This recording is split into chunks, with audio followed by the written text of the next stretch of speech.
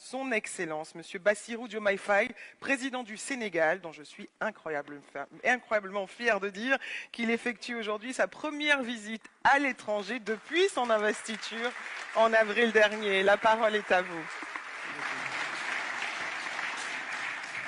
Monsieur le Président de la République française, notre hôte, Monsieur le chef d'État et de gouvernement, Mesdames, Messieurs les ministres, Monsieur le Président de la Commission de l'Union africaine, Monsieur le Président du Conseil d'administration de Gavi, Mesdames, Messieurs les ambassadeurs, distingués invités, Mesdames et Messieurs. Je voudrais tout d'abord remercier les autorités françaises pour l'accueil chaleureux et l'hospitalité qui nous ont été réservés depuis notre arrivée à Paris. Je suis heureux de me joindre à vous aujourd'hui pour participer à cette campagne de mobilisation pour la souveraineté dénommée Lancement de l'accélérateur africain de fabrication de vaccins. Je félicite vivement les organisateurs de cette rencontre, Gavi, l'Alliance mondiale pour le vaccin, l'Union africaine à travers le Centre de contrôle des vaccins CDC Africa et notre hôte, la France, pour leurs efforts au service de la santé publique. Par ma présence à ce forum, j'ai voulu exprimer mon attachement personnel à la santé et la place qu'elle occupe dans l'action de mon gouvernement. L'histoire récente de la pandémie Covid-19 nous a montré combien nous étions vulnérables, mal préparés face aux pandémies et que par conséquent, la santé doit être une priorité permanente. Il y a un peu plus de 4 ans, la Covid avait fortement bouleversé nos systèmes de santé et mis en danger les programmes de vaccination qui étaient alors relégués au second plan, devant l'urgence, évidemment, de lutter contre la pandémie. Ainsi, selon le rapport de l'UNICEF de 2021, 23 millions d'enfants n'avaient pas reçu les vaccins de base nécessaires à leur croissance normale au plus fort de cette crise sanitaire.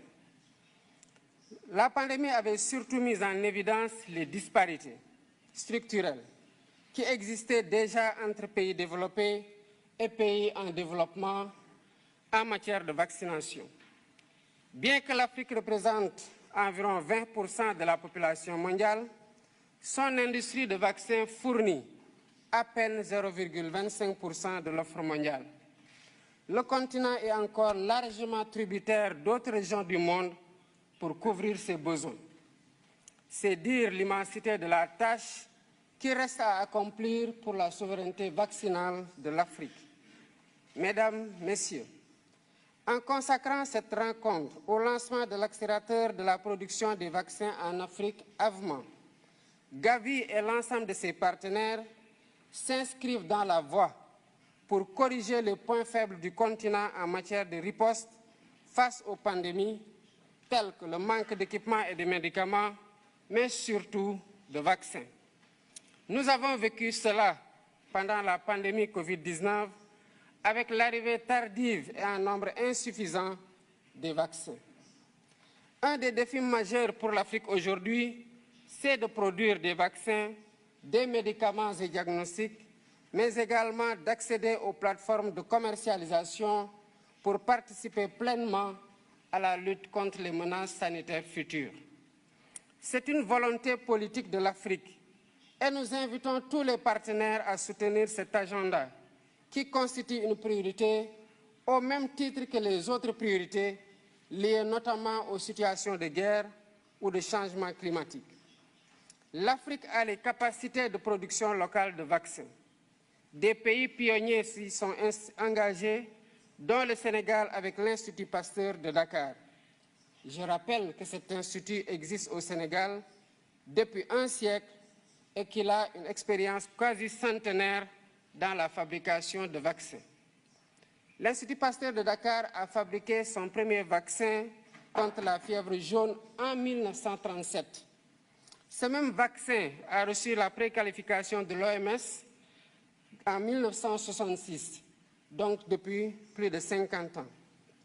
Dans la perspective de la consolidation de ces acquis et de la réalisation de l'objectif de l'Union africaine de produire sur le continent 60% des vaccins utilisés sur place d'ici 2040, l'Institut Pasteur de Dakar a initié, avec le soutien du gouvernement sénégalais, un ambitieux programme de développement industriel estimé à 252 millions de dollars.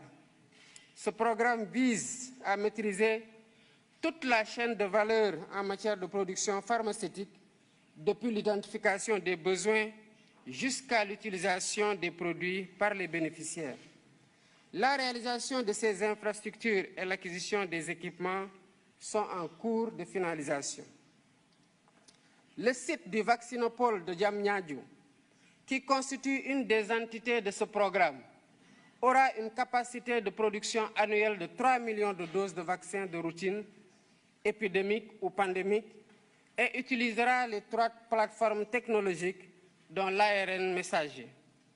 Pour encadrer toutes ces initiatives, le Sénégal a déjà mis en place l'Agence nationale de réglementation pharmaceutique, qui s'est beaucoup employée pour atteindre les phases de maturation et d'homologation requises.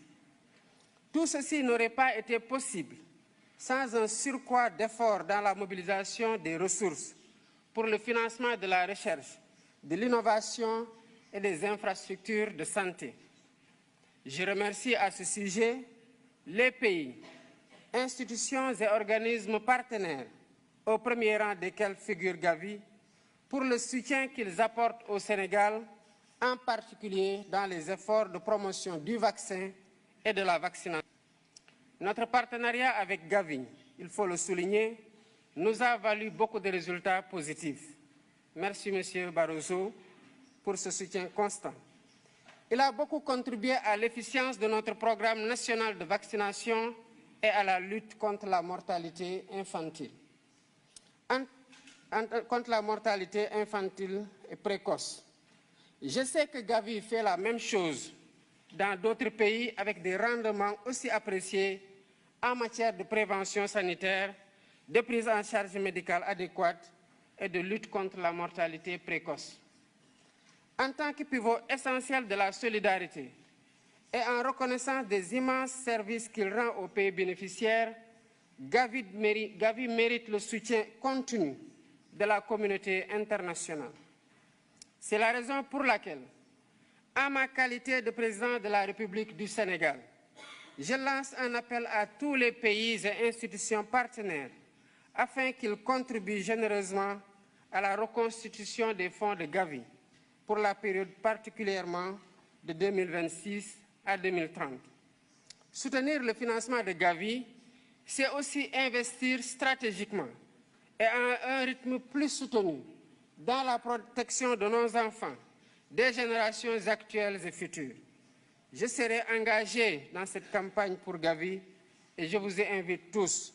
Ensemble, mobilisons-nous. Je vous remercie pour votre aimable attention.